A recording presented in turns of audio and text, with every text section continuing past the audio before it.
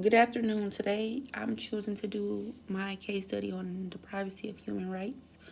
Um, yeah. Do you agree with Tom Cook that privacy is a human right? How do we determine that what counts as human right? I do agree with Tom Cook. Privacy is absolutely a human right. There are laws and regulations set in place around the world that count as human rights. If you fail to disobey the rights of any human in their privacy, you could face consequences. In different countries, there are different rights and laws set, such as Japan. You respectfully bow to greet one another instead of a handshake or a hug, and it's different all around. In this case, the level of ethics would be individual. The amount of privacy and what people know is only what you put out and allow. I feel like each and every person on this earth has belief and values that others don't believe in, and which is totally fine. That's why we were made in variety. Virtual theory, just having compassion and integrity at all times. You have to respect others at all times. Are there other human rights, for example, free speech, freedom of religion, that you think might be in jeopardy in the workplace?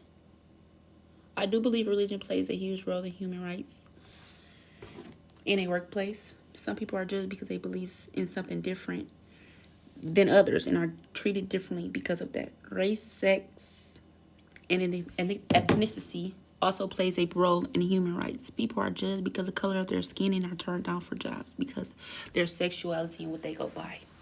I believe this falls under social morality. It is only fair to be respectful to others. In workplaces, employees may be hesitant to speak free or walk in with their head held high, probably accepting their religion because of judgment or what others believe, which is truly none of their business. So this makes workplaces more serious and less enjoyable. I feel like some people just want to go to work and get the job done and hurry up and rush and get everything over with so they can go home and be them truly themselves because they feel judged or looked at differently or treated differently because they don't want to just they don't want to be judged. The Kantian theory, everyone is worthy of respect and should be treated as such. I feel like everyone, rather what they believe in or different people, should always be treated with respect. I'm sorry. Do you think that people care less about their privacy now than they did in the past? Have you become comfortable with the amount of personal information that business has about you? In today's time, I think people care about privacy more now than ever just because setting standards of being so open allows people to come in with their opinions about your life and invade personal space. But I also think it could be possibly 50-50 because of technology.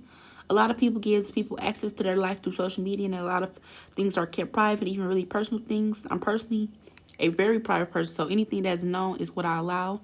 I'm comfortable with the fact that certain things are still kept private to myself.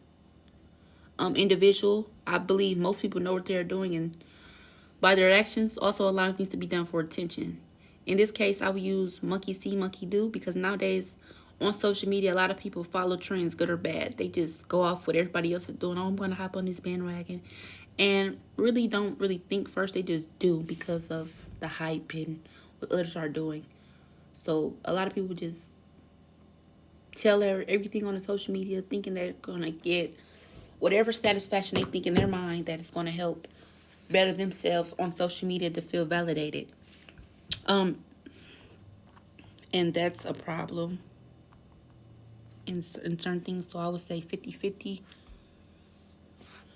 Utilitarianism, people are risking doing right or wrong, expecting great outcomes without consequences. Like I was just saying, like people just do without thinking, setting it out, putting it out how you're going to do. They just automatically want certain attention from certain people, just all over the place. If you are not doing anything wrong, why should you worry about activities are being monitored by your employer? Being monitored from time to time to make sure everyone's staying on the right track is not bad, but 24-hour monitoring is invasive. My thing is, if you don't trust your employees to do what they're supposed to do, then fire them. Workplace is supposed to build that trust, and unfortunately, that is very hard to give. Giving employers might be finding it hard to give employees trust because of so much things going around now, scamming or not doing what you're supposed to do, milking the clock and not actually doing work. So I feel like building bonds are very important in a workplace because you have to have some type of trust to keep your, some type of trust to build any relationship.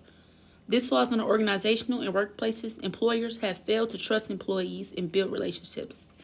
like I was just saying, they just failed to, keep that relationship and build that kind of bond where monitoring may not have to be, like if you work at a job place and you give your employer a reason to want to monitor you, then that's something different. But just being monitored all the time and you're doing your best and y'all build a relationship, it'll be different. Kantian theory: employees should respect employees. Employers should respect employees and believe employees are putting on their best performance to better the company. By any means, if employers feel any different, termination to be first in line. I feel like you're wasting each other's time if you don't trust your employees. Vice versa, if you're an employee and you don't trust your employer, it's just bad business. And as an employer, if you need to build that relationship with your employee to be able to trust them, like, oh, I know that this person's going to do that job without a doubt, and monitoring don't need to be happening. My ethical claim: respect others how you want to be respected. Let others walk freely in their beliefs, race, and sexuality. A lot of people always want to talk about somebody or what they believe, what color their skin, what their sexuality. They just always find a way to talk about someone. And I feel like you should respect others how you want to be respected at all times, no matter what's the case. Showing more respect in workplaces can go a long way. Practice doing the right things at all times. Practice doing the right thing, like just practice doing good gestures. That thing good come back to you when you do the right thing at all times. And that's my case study for this week. Thank you.